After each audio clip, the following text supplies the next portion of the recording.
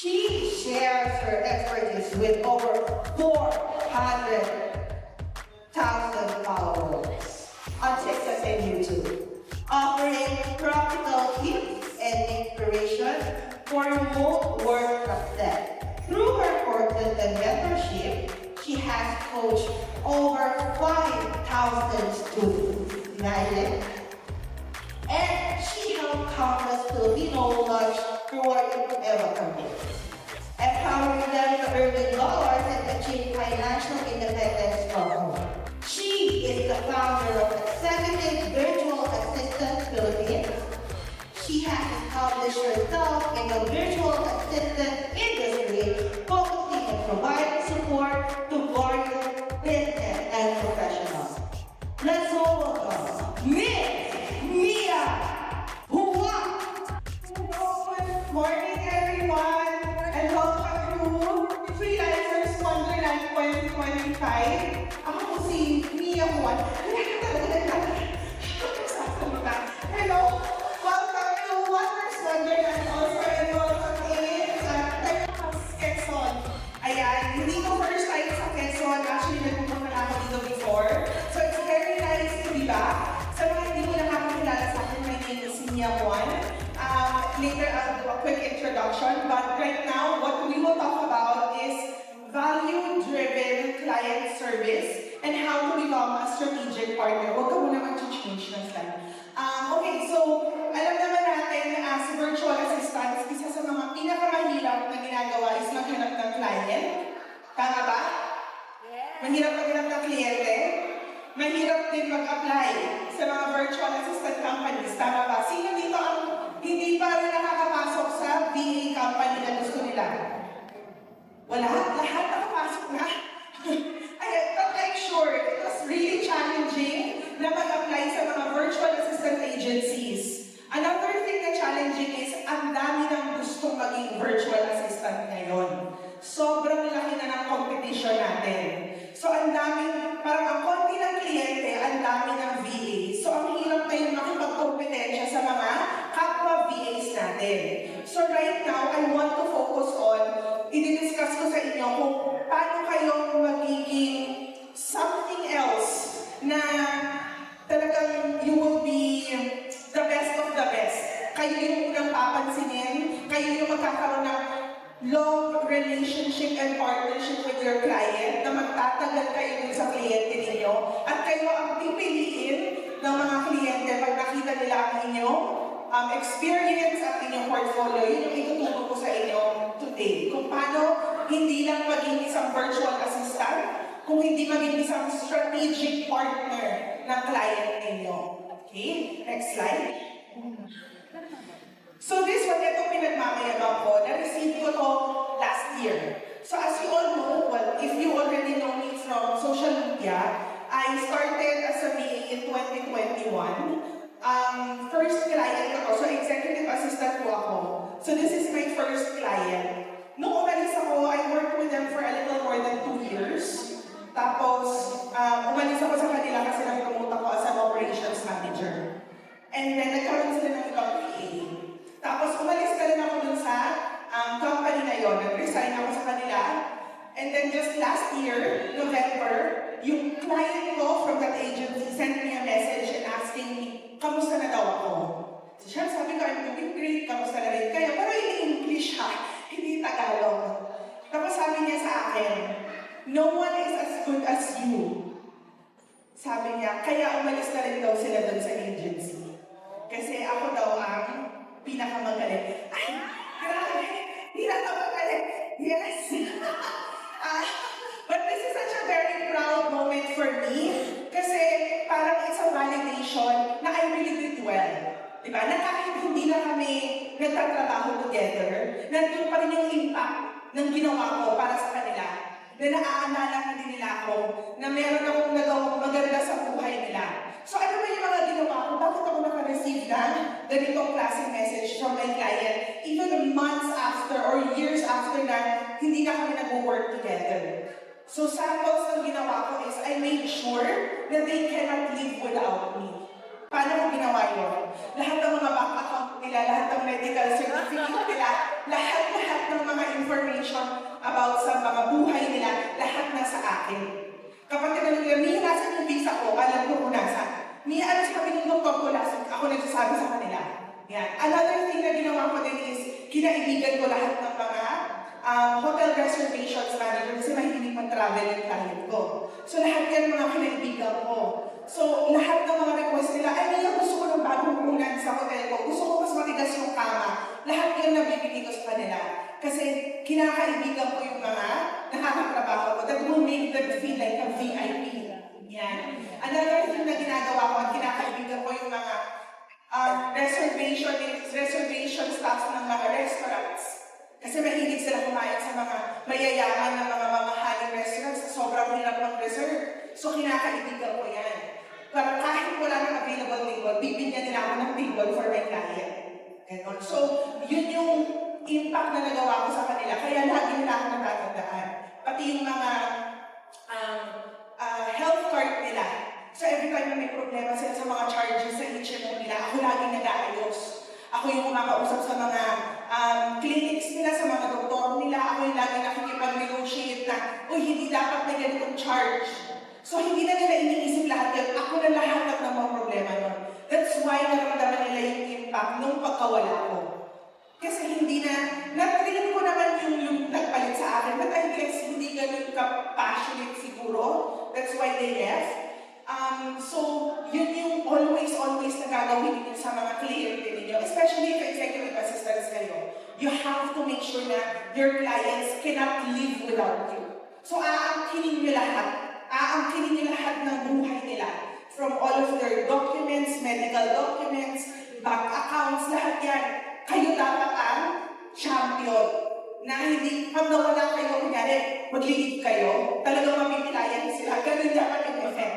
Ganun dapat yung impact na meron kayo sa buhay ng mga kliyente nyo. So that you just don't become an assistant, but you become a strategic partner. Na talagang hindi na sila maghahanap ng ibang assistant kasi kayo na ang pinakamagaling. So, paano ka magiging strategic partner? Next slide, please. But before that, I introduce myself. Sa mga hindi pa nakakakilala sa akin, my name is Mia. I am the founder of Executive Virtual Assistant Philippines. I am also the training and onboarding manager of Strivo, which is one of our sponsors for tonight. Strivo team. Ayan. And then I am also an educator and a public speaker. Now, prior to being all of these, ako po ay naging isang virtual assistant. Prior to being that, ako po ay isang call center agent at wedding and events planner. So, wala akong experience sa pagiging freelancer. And then, in 2020, lahat tayo nasa gitna ng pandemic. So, wala akong tayong choice kundi maghanap ng trabaho na work from home. And then, di naman nakakita tayo ng opening ng isang executive virtual assistant na opening at tinake natin yung chance na yun. So now, the rest is history. I am now sharing all of the experience na pinagdaanan ko during all those years so that kayo din will be a very successful freelancer and remote worker. Ayan. So now let's jump into how to be the things that we're going to do. So these are the 7 competencies of a strategic partner. Let's start off with the first one. So understand your client's business and goals. If nakapag-enroll kayo sa aking online course, ang unang-unang module sa online course ko is American Culture. That's because hindi ma-assist ang kliyente mo kung hindi mo alam kung sino sila.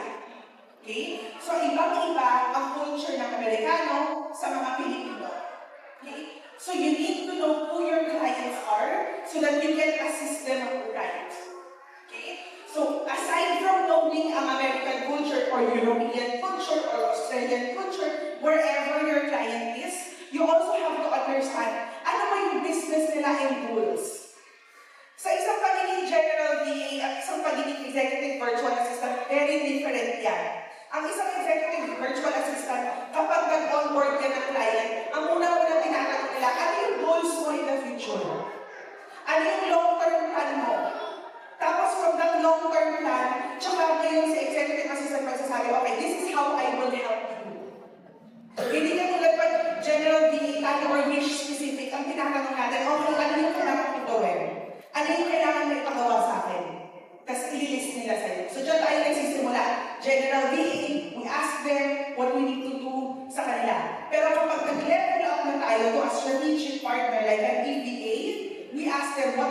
goals for the future, now that I know what your goals are, this is how I am going to help you. Ikaw ang magsasabi sa kanila, at dito ako expert. Expert ako sa project management. Expert ako sa inbox, sa calendar, sa travel. Ganito kita tutulungan. So, ganun ang approach ng isang strategic partner. So, you have to know ano yung goals, and you have to know what your client's business is. Kasi kapag hindi mo yan alam, wala kang may tutulong sa client mo. Hintay ka na lang ng tasks na gagawin, hanggang sa, paano kung hindi magaling magbigay ng task yung client mo? Di wala kang gagawin, marirealize na lang yung client na, wala naman pala akong mapapagawa sa kanya, hindi na lang. Diba? So you have to make sure that you know your client's business, you know your client's long-term goals, para at least ikaw mismo makakapagawa ka ng plano na okay, ito yung mga maitutulong ko sa'yo. And that's where your relationship building starts. Tapos dyan na mangyayari yung mabibuild mo na yung long-term relationship mo sa client mo. Kasi pag alam mo yung business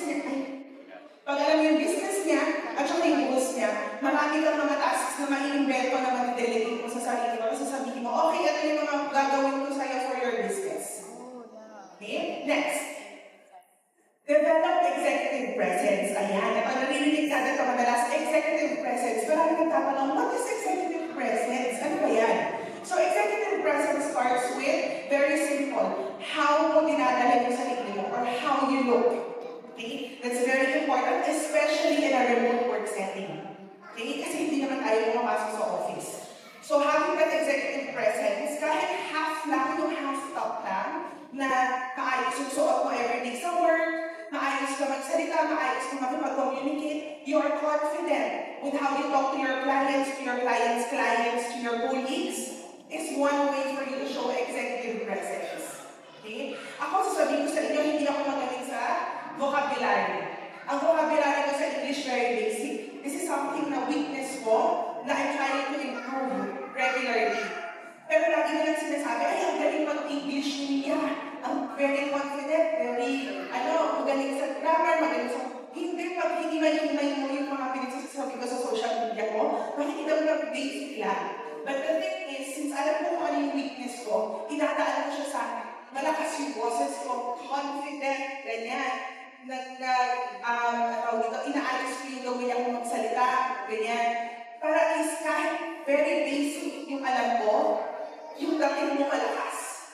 So that's one thing, simple things that you can do to have executive presence. Executive presence is a lot of things come into play for you to be able to show executive presence. Pero kapag nagsisimula tayo, yung pinaka-surface level natin, the way you dress, the way you present yourself, the way you talk, and confidence will definitely show executive presence, especially kapag nasa interview stage pala kayo. So practice building that confidence, exude your, yung pag-way na magsalita. Kahit mali-mali yung grammar ninyo. Basta malakas yung focus ninyo, okay, kaya na yan. Because kahit mali yung grammar nyo, pero confident ka, it will bring you to a lot of different, it will help you sa trabaho nyo. Next slide. Next competency of a strategic partner is, of course, to think strategically. So, wait lang, let me see my notes. Okay. So, paano ba maging strategic? Paano mag-isip na strategically? So, for example, alam mo na yung business ng client mo, diba? Naiintindihan mo na yung goals niya. So, ngayon, iisipin mo, ano ba yung pain points ng client mo? Okay? At ano ba yung mga problems na nararanasan niya sa business niya? And then, kung naiintindihan mo na yung problems niya and yung pain points niya, ngayon ka kayo mag-isip, how can I make this better as his strategic partner? So if you have any tools that you can give to your client, tools that you can say na, okay, we can improve your business if we use this tool. You can start planning a small project for your client to improve yung mga pain points niya. So you have to strategically think of ways to improve your client's life. Kung hindi man sa business, if you're an executive partner or you're an executive assistant, you do a lot of things for your client. So you're a jack and jill of all trades. Diba? Let's say, ang goal ng client mo is to have more time with family. Diba? So ang gagawin mo, okay, more time with family. So strategically thinking, what I will do for my client is, Yung mga meetings niya, I will only schedule on Wednesday, Thursdays, para on Friday, Saturday, Sunday, meron siyang enough time for family. Another thing na gagawin ninyo is, pag alam niyo may celebration over the weekend, i-clear niyo na yung calendar. Wala?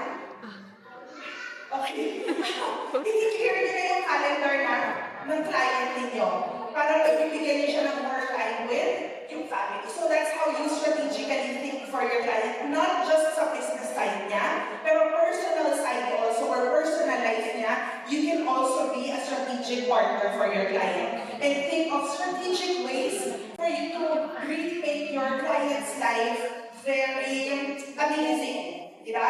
Work-life balance. Okay? Yung more time with family, more time for business. Basta uumpisahan ninyo, think of what your client's goals are and yung business niya. Next slide.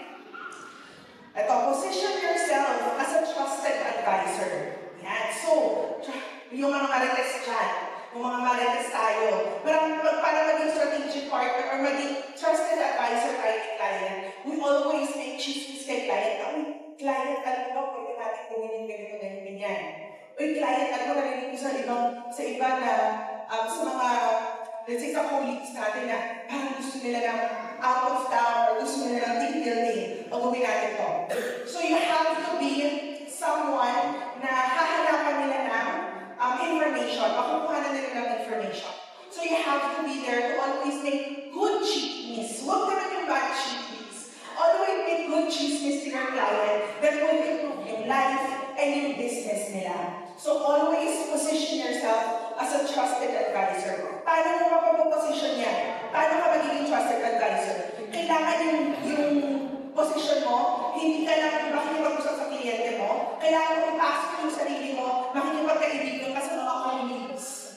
Para at least alam mo din, narinig mo ano yung mga requests nila, ano yung mga hinahin nila, and then you will start advising your client. Oh, this is what I hear from, let's say, from the marketing department, from the finance department, and then ito yung mga pwede natin gawin. So you become a trusted advisor. Next slide. Be proactive and solution-oriented. Ito very important. Ito lagi ko pinapractice. Even before I became a virtual assistant, nung nasa wedding and events planning pa lang ako, always be proactive and solution-oriented. Doon sa solution-oriented, kapag meron tayong problema, huwag tayong mag-linger sa problema. Huwag tayong pag may nagkamali, aawayin mo agad, papagalitan mo agad, hindi siya maganda. Always, pag may nagkamali, alamin mo kung ano yung nangyari, and then mag-isip ka kaagad, paano mo matama. At paano mo siya, hindi na mauulit. Ganon. And then, ang proactive naman, lagi mo uunahin yung kliyente mo sa mga needs niya. So you have to be someone na, pag sinabi ni client na, uy, oo nga, no, pwede natin gawin yan. Ako ang ginagawa ko always proactive sa client. Let's say, nakita ko na yung calendar niya sobrang busy for the week. Sa-schedule ko siya na massage over the weekend, kahit hindi niya sabihin. And then sabihin ko sa kanila, hey, I reserved the massage for you and your wife. Let me know if you want to take it, if not, I'll cancel. So ganun lagi. Kasi alam ko din yung client ko, mahilig mag-biking. So lagi ko yung pag nakita kong busy na siya or long weekend, bubuko na sila ng mga biking. Or kaya, bubuko na sila ng hotel somewhere na pwede sila mag-biking. Tapos sasabihin ko na lang, gusto mo ba? If ayaw mo, I can cancel. So, uunahan mo na sila. Always be proactive. Next slide. Very important sa atin, always upskill and adapt. Lalo na during this time, sobrang daming bagong tools na nai-invento. Okay? So, huwag kayo magre-rely sa kung ano yung knowledge na meron kayo, ano yung natutunan nyo kahapon, ano yung natutunan nyo last month, laging merong bago. Okay? Ang kailangan nyo matutunan ngayon, ClickUp, Zapier, ChatGPT. So, it's all with automation and AI. Yan ang combination ngayon na dapat ninyong matutunan. Automation and AI. Tip na tayo. Next slide. I think this is the last competency is always foster a feedback loop. Bakit feedback loop? Okay? Kasi hindi lang kayo dapat ang naghihintay ng feedback sa client ninyo. You should also give feedback to your client. Okay? So if your client gives you feedback, at saka take note, tayong mga Pilipino, takot tayo humingi ng feedback sa client. Di ba? Ayun natin tanong sa kanila, what did I do wrong? What did I do right? Okay? Hindi pwede.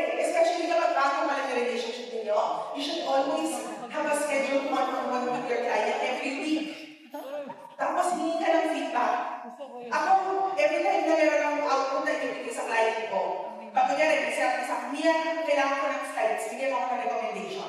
So, bibigyan ko siya recommendation. And then right after that, once na masend ko yung email, I always ask my client, nasend ko na yung email, can you please give me a quick feedback? Okay ba yung sinend ko sa'yo? Do you like the template na ginawa ko? Or do you want me to use something else? So, always ask for feedback. Kasi pag hindi ka namin ng feedback, hindi ka mag-improve. Another thing, clients, minsan sa sobrang busy nila, hindi ka nila, pag hindi mo sila nilalaman to give you feedback, they will just look at your output, tapos sabihin nila, ay, hindi ko ito gusto.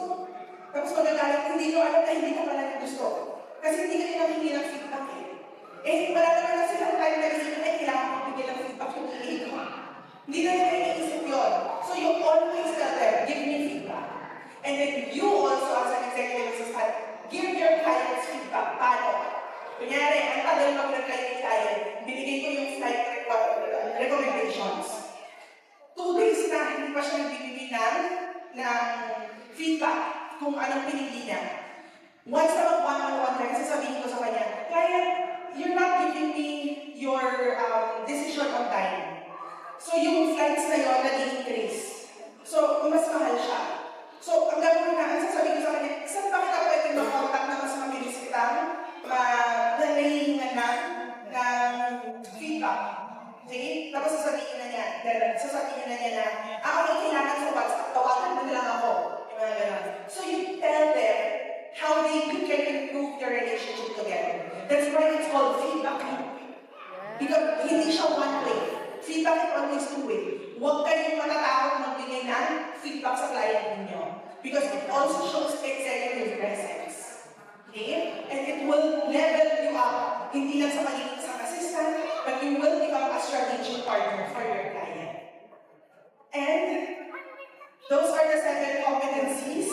Next slide. And I will go back to this just to give you a feedback or just to give you a trivia also. Before ko matanggap to, before actually ako na-promote, may client gave me a bad feedback. Sinabihan niya yung operations manager ko, Mia is not performing well. Sabi niya, parang we have to do something. And this was the time when I was already promoted. Nag-turn over na lang ako ng mga items yung sa magre-replace sa akin. Sabi niya, Mia is not doing good. Pero alam ng operations manager ko na yun. Bakit niya alam? Kasi prior to magsabi yung client ko na Mia is medyo nagde-decline ng performance, sinabihan ko na yung OM ko. Sabi ko, OM, kailangan ko ma-repair ng spark. Kasi parang stagnant na yung relationship namin. Sabi ko, bigyan mo naman ako ng upskilling na training para magka-spark ulit kami. Kasi nararamdaman ko na, ako mismo, nararamdaman ko that my performance was declining. Kaya prior ko na natanggap ng client, ng OM ko, yung feedback ng client na yun, may ginagawa namin.